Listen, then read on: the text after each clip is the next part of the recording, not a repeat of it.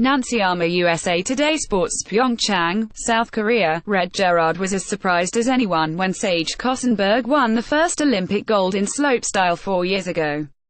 He's pretty sure people are having the same reaction to him now. Heck, even he's having a little trouble believing he's the Olympic champion. "I'm just mind-blown," Gerard said Sunday, after giving the United States the first medal of the Winter Olympics, just as Kossenberg did in Sochi. "I can't believe everything worked out, and honestly, I don't think I've really had time for it to set in yet. I'm just so happy I got to land a run, and just to end up on the podium is awesome." Maybe there's a lesson in the wide-eyed wonder for other Olympians. In so many sports, the Olympics is the pinnacle, a siren that will hold an athlete spellbound for his or her entire career. There might be world championships or World Cup events, but it's the Olympics that make icons out of ordinary athletes.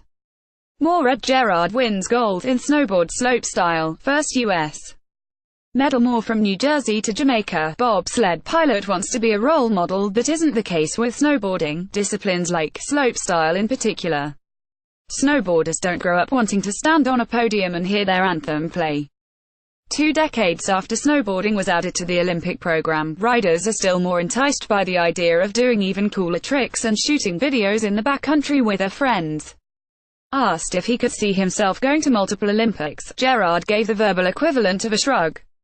"I'm a day-by-day kind of guy," he said, sounding very much like the 17-year-old he is. "I want to go film some more snowboard videos pretty badly. I'll take 2 years to do that and then regather myself and see what I'm into." It's not that the Olympics don't mean anything. It's that they don't mean everything. And therein might be the secret. Over the years, plenty of athletes have crumbled under the weight of the Olympic rings. They've worked so long and sacrificed so much, and the magnitude of it all is simply overwhelming when it finally arrives. But Gerard was oblivious to that. He's said often over the last week that he hadn't really understood how big the Olympics were until he arrived.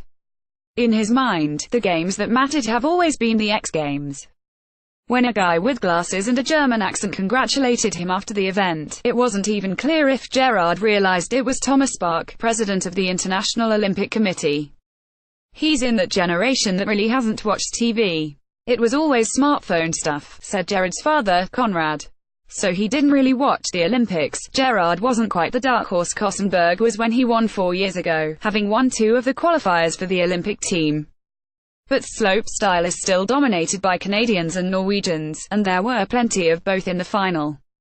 Rather than obsessing over gold, Gerard's only concern was putting down a great run and having fun while he did it. If that happened to put him on the podium, all the better. "I looked up to Sage a lot because he comes into things just trying to have a lot of fun, and that's how I come into things, too. Just having fun," Gerard said. "All I really want to do is land runs when I do contests. After that, it's up to the judges."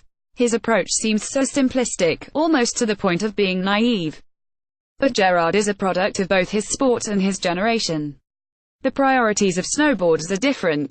So, too, the interests of teenagers. By not making the Olympics too big, Gerard rode off with the biggest prize there is. Follow USA Today sports columnist Nancy Armour on Twitter @NREMA.